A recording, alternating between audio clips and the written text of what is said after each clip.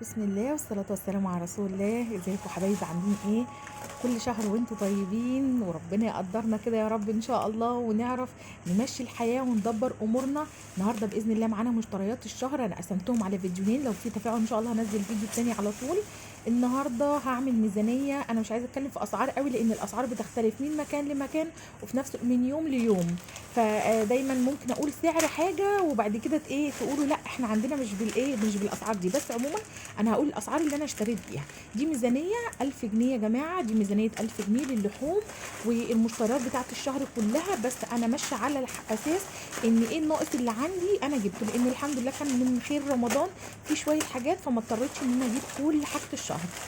فجبت الحاجات اللي ناقصاني بس، شويه شعريه، شويه مكرونه انواع معينه، الحاجه اللي ناقصاني جبتها عندكم هنا. بس هقول لكم دلوقتي انا بطلع ايه من الشنطه. اول حاجه جبتها مكرونات وشعريه، انا بحب الاصيل واللي متابعني من زمان عارف ان انا بحب المكرونه دي. عجينتها حلوه وخفيفه وفي نفس الوقت سعرها حلو. الكيس ب7 جنيه، غير بقى في انواع تانية ب10 جنيه. بس ديت نوعها معقول ولذيذه جدا وما بتعملش نشا في الميه ولا اي حاجه.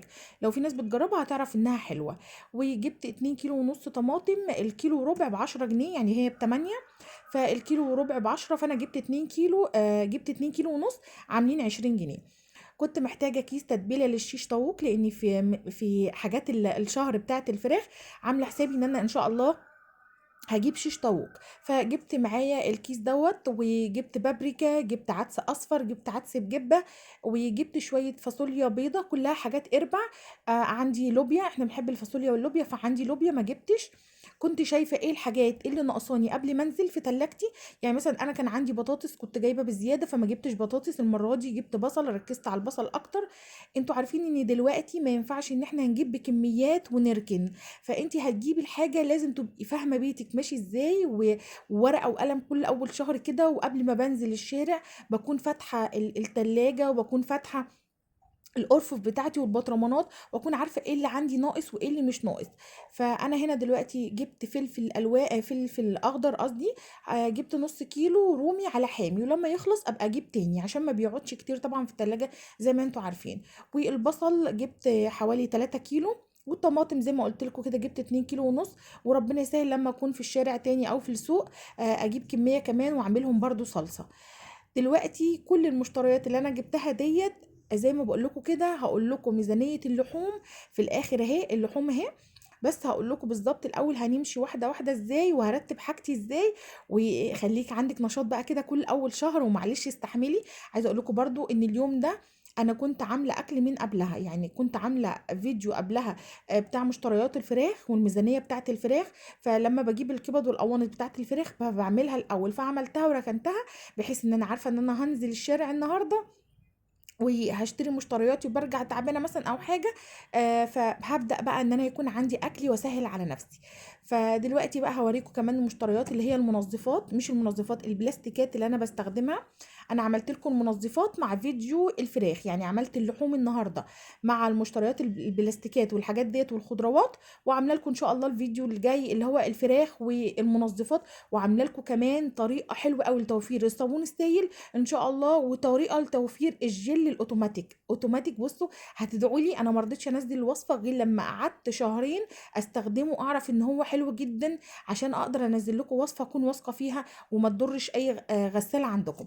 انا هنا بوريكم ان انا بجيب ربع كيلو من الاكياس اللي هي مقدارها اسمها 2 كيلو، وربع كيلو من الاكياس اللي هي مقدارها كيلو، وبجيب نص كيلو من الاكياس السوداء اللي بايد القمامه يعني، بس انا عشان بعلقها في مسمار كده فبجيبها بايد. وجبت شويه اطباق لان كنت لسه منضفتش الفراخ. جبت 5 اطباق فل من الصغيرين و5 من الكبار. وجبت الاسترتش ب35 جنيه. شويه البلاستيكات يا جماعه كلهم على بعضهم انا دافعه 92 جنيه، يعني دافعه عند الراجل 92 جنيه اللي هو الاسترتش.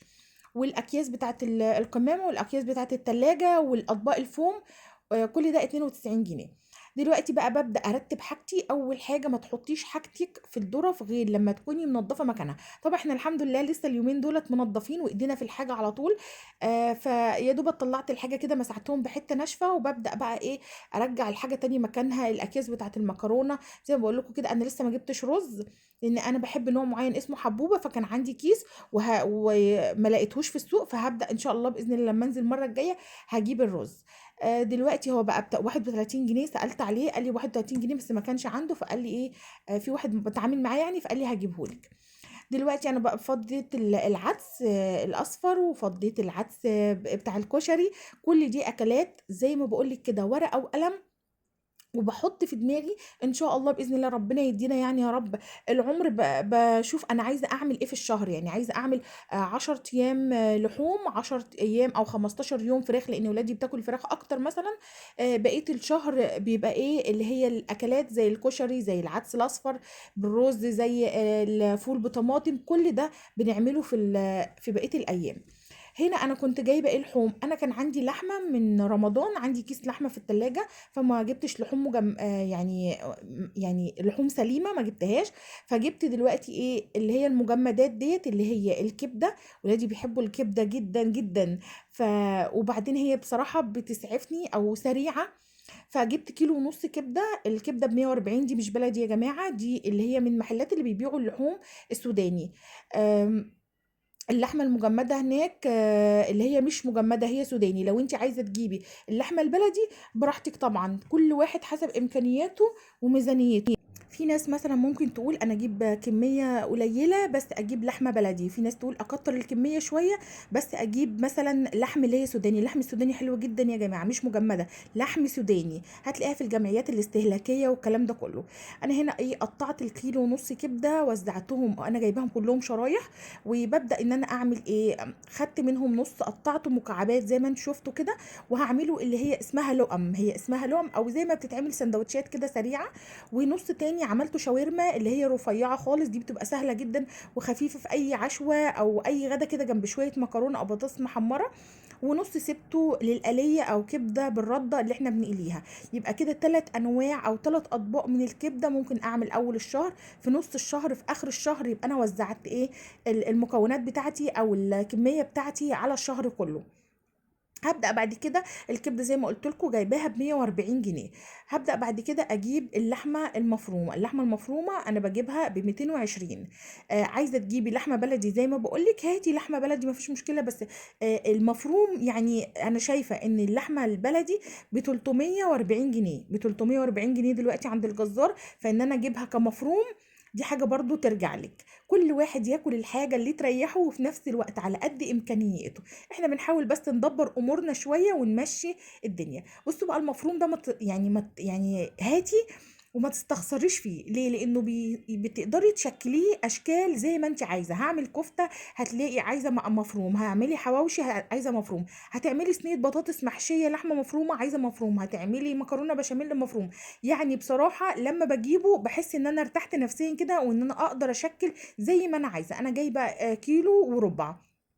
نص حاطه في دماغي ان باذن الله يا رب هعمله لحمه مفرومه حواوشي، ونص هعمله كفته، وربع ممكن اعمل صينيه مكرونه بشاميل مثلا بيه. انا هنا خلاص خلصت حاجتي بتاعه اللحوم وبتاعه المشتريات. ان شاء الله انتظروا بقى الفيديو الجديد، وخلصت مطبخي بوريه لكم. ما تنسوش بس تعملوا لايك وتعملوا اعجاب للقناه، وباذن الله هنزل